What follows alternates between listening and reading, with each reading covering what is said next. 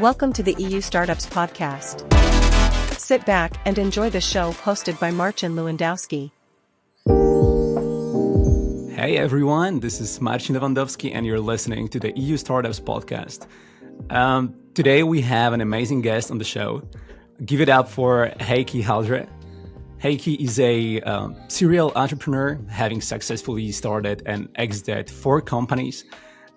He's now building Miros, an AI deep tech company dedicated to building out the next generation of human-computer interaction. Heikki, welcome to the show. It's a pleasure to have you here. Hey Marcin, pleasure is all mine. Very, very good to be here again, I believe, with my previous startup, Fitsme, that was acquired by Rakuten. I think we were at one of the EU Startups' very, very first podcasts. That was years ago. Okay, amazing. Sounds good. So maybe let's start with your entrepreneurial journey. And since you already told us that, you also co-founded Fitsme and it was sold to Rakuten, as you said. Can you actually walk us through your entrepreneurial journey and share what inspired you to, eventually create Miros? Well, Miros creation was directly related to my previous exit. But yes, I've had actually 6 startups, 4 exits.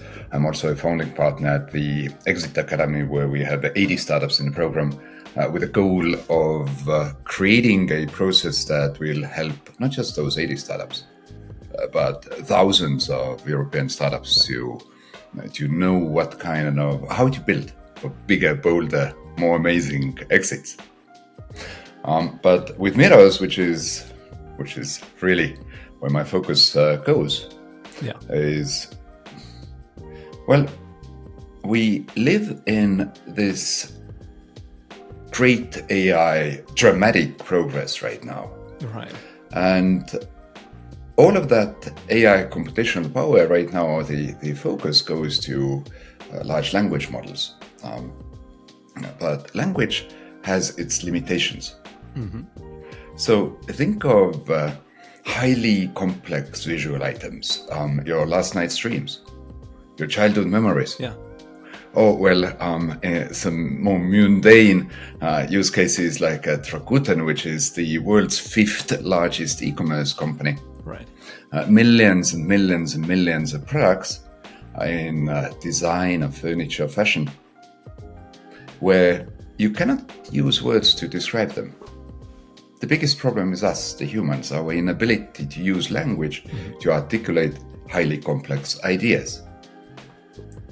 So at Rakuten, when they acquired my previous company, my job was on this mundane commercial side. How to improve product findability if you cannot use text search, if you cannot type in the words. Right. So how do you do that?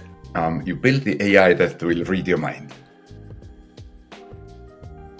So now people are normally thinking me, do you install microchips in the brain, or how do you do that? I'm gonna get to this, but it's quite amazing. When I'm looking at startup ideas, I've invested to a few. I mentor a lot of them, and startups either try to solve a big problem for a small market, or a small improvement for a large market. And then when I stumbled upon the Miros idea, thinking half of all of e-commerce, 2.5 trillion euro market, and suddenly realize if that problem is solved, you can enable this market to grow by another 2 trillion. I had never seen a startup idea, if technically accomplished, that is so big at such a huge market. Amazing. And that's at Rakuten, when my co-founder came to me and said, we might know how to do that. I decided, I had golden handcuffs at the time. I decided I'm going to leave some money on the table, get my freedom to do it for the world, not be shackled in one company in the world that do it for them. Amazing. It sounds like you have a lot of passion for what you're building and a lot of love for Miros. Can you maybe tell us how does Miros actually differentiate itself from, other deep tech companies focusing on e-commerce search? So first, perhaps a bit about my team, as obviously deep tech requires deep talent. And one of my founding 100%. partners in Miros, he founded ICV Research Lab. It's part of academia, and it's the top 1% AI lab in Europe. Without the research that this lab was doing in this specific area, and without the access to the AI talent, I would not be able to run an AI deep tech startup. Right. So how does it differentiate? When I said before, it can kind of read your mind, or rather, it can predict which images you are thinking of, as long as they are single object images. The resolution only works when it's single object image. And people have compared us to Neuralink or functional MRI machines that are able to kind of deconstruct and then reconstruct your brainwaves. We do this quite differently. At the moment, we have, I think, about 7 million users. So clearly, we don't have to implant any chips in your brain. Yeah.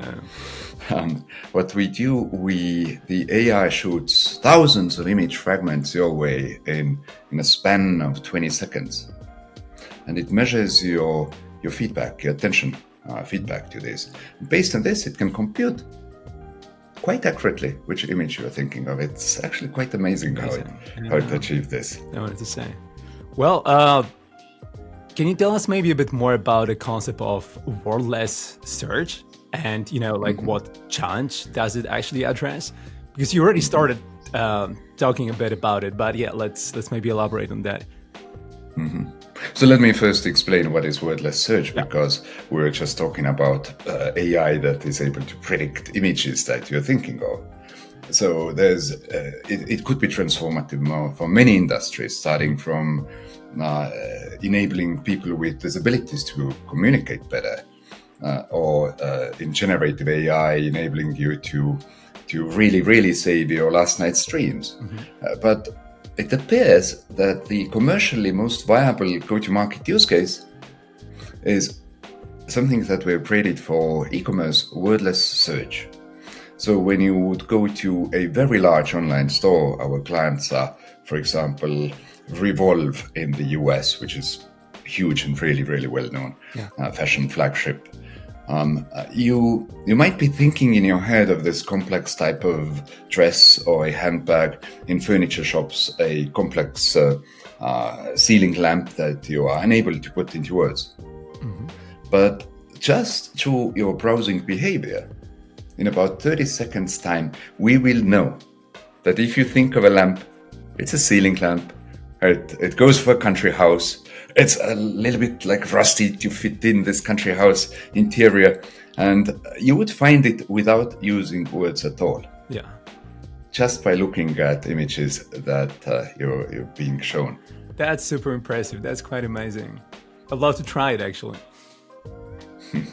I'll share the link after the podcast. Awesome. It is normally when I show it off to people, I often people ask me when I'm showing it off. Yeah. Often people ask me, did it listen to your what you were saying? As normally I describe it, hey, I'm gonna find a table lamp with a golden monkey underneath, and they ask, did it listen to what I was saying? And no, of course not. It just is based on my tiny micro actions as people browse, and it's incredible how rich data people are giving when through just these subconscious behavioral changes. All right. We're talking about all this amazing stuff and AI, and but obviously it's not like building a startup. It's not like unicorns and rainbows. What are some of the biggest challenges that you have faced, in building and growing Miros? I think it's actually only unicorns and rainbows. Yeah. Life is too short to have ambition for anything else.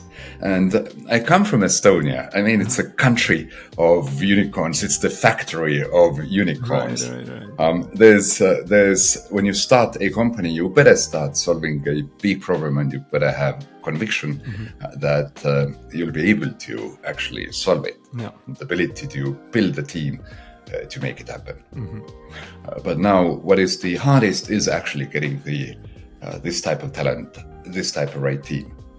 And I think, in a sense, Estonia counterintuitively has an advantage here because we only have 1.3 million people. And at the moment, I think 9 unicorns, right? So clearly, we won't be able to hire locally. We would be hiring some people locally, but we have to from day one, think of first the global market and think of hiring globally. So, but this kind of mindset also kind of gets you the best available talent globally. Right. So how do you actually envision AI changing the search experience for online shoppers? I know that you already mentioned a bit about that, but can you tell us a bit more about what role does Miros play in this transformation? Let me first say what's wrong. How do I define the problem? Is when I took Rakuten, for example, they have about 30 million products in fashion vertical alone.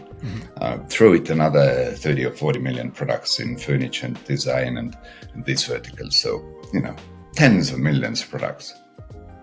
And in those product categories, a taxonomy does not exist really. I mean, you can type in red dress, but that doesn't really convey what people mean. When they think of red dress, they might mean luxurious, or they might mean retro. Or it's those words really don't exist really. So the problem at Rakuten was, even though they sell everything you might desire, the exciting stuff, right? They were losing half of their sales because think of those products as just a bigger haystack, huge haystack, and you still have to find this needle, and you don't have human language words to really do that. No filters, no words, no taxonomy. So suddenly half the sales is lost. As a startup guy, though, you look at half the sales lost and you say, hey, that's a 2x, 100% growth opportunity if you can sell it, if you can solve it. So today we haven't solved it fully. At our largest client, we have increased the sales, not 100%, but 9.8%. I mean, this is still incredibly great for early stage where we are today. 100%. I know that Miros also aims to reduce the environmental footprint, of fashion brands. Can you explain, how do you actually contribute to making the world more sustainable? Marcin, when people ask me what do I do, and I say AI that can interact with the brain, and then I say, but where's it used? It's used to buy more handbags, and at this point people say you are encouraging more consumerism, more shopping, which is clearly not good for the world. But I come from e-commerce background, especially fashion tech background, and fashion 2 years ago got an award, which I'm really not proud of. It's the number one worst industry for our planet. Right. It used to be oil, now it's fashion. And if I can do anything to improve this, that would be the goal of my life. And what happens with Miros is something quite unexpected. It does help people find products they really, really love. But what happens if you buy something you really love as opposed to something which is cheap?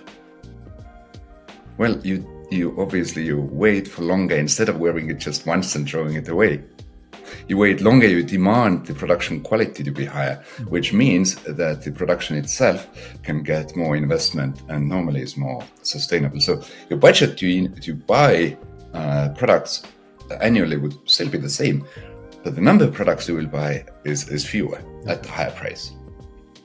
And that is very good for our planet. All right. So you basically encourage more mindful consumption. Conscious consumerism, yes. Yeah. For retailers, it does give another huge additional benefit, though, because online retail is basically about discounting who sells cheaper, right? Right.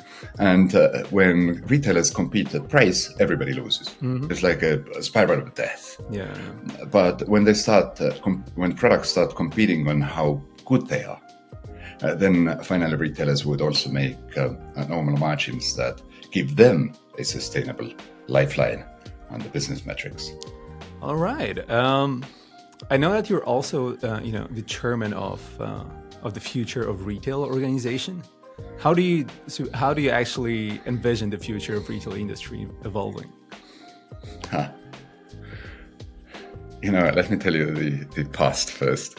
So I was born in Soviet Union, and my childhood shops were either they were long queues, lines that would take hours, and when you finally get there, it would sell maybe, I still remember my childhood queue when they were selling bananas. It was so exciting as a kid, but it was also very, very rare. Yeah.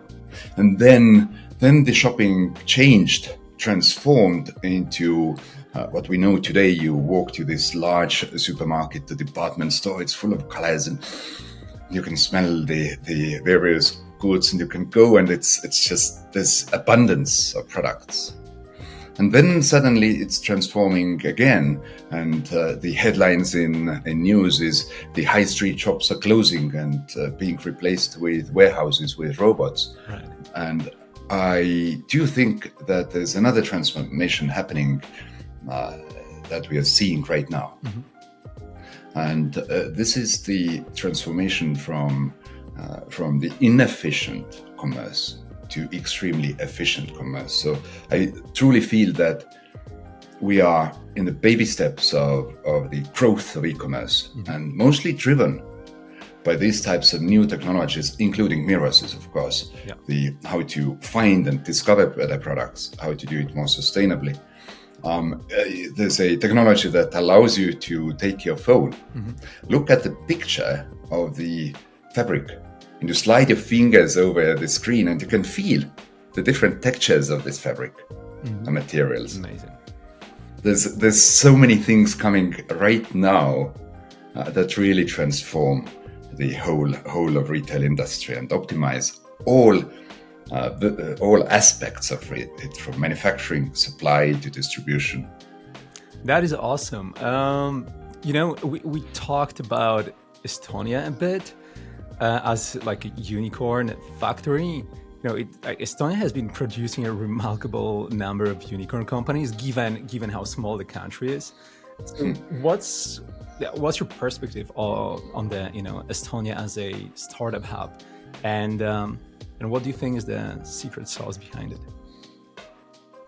There's a few things. I remember with my previous company, this huge VC fund flew in and was doing the due diligence with my previous startup, and then the guy goes to the airport, turns around and says, "You are so lucky here in Estonia. Your domestic market is so small that from day one you need to think globally." Right.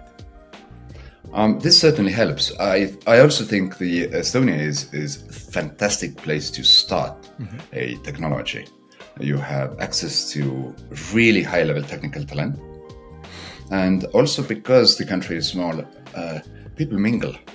So when I was living in London, even with my network, it was hard to constantly talk to other unicorn founders. They lived in a gated kind of box. But here in Estonia, everybody's friends. So it really creates this flywheel. Obviously, the Estonia itself has put so much into encouraging startups.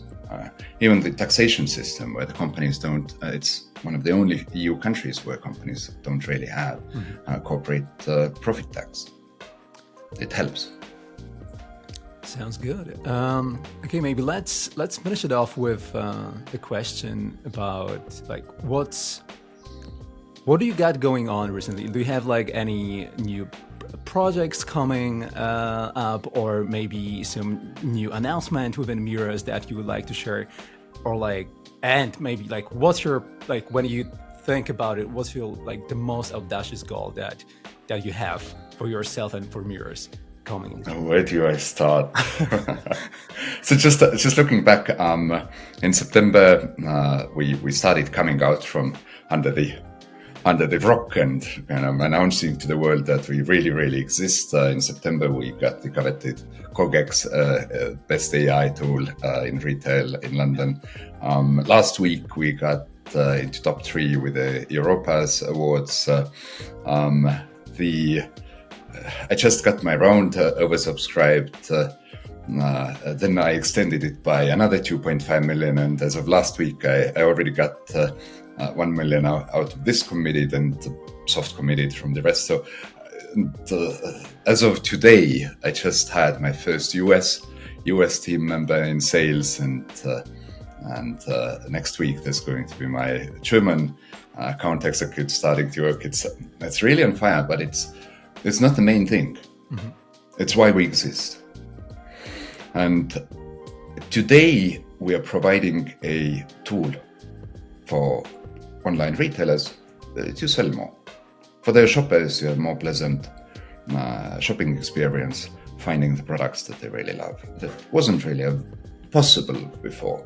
Yeah. When Google UK office introduced us to Marks & Spencer a couple of weeks ago, mm-hmm. they actually said in their email, meet Miros. They outperform Google by 10x. There's not many startups in their lifetime that can claim and then prove that in search we outperform the company that focuses on search, Google, right? So we outperform Google, we outperform e-commerce search vendor Algolia by probably about 10x. It's a position that creates so many opportunities, and I hope I'm gonna, over the next year or 2 and 3, I'm gonna get them right. Amazing, Heikki. I love your story. Love what you're building with Miros. Thank you so much for being on the show today. I wish you best of luck creating the future with Miros, and I'll talk to you soon. Massim, it was a pleasure being here. Bye.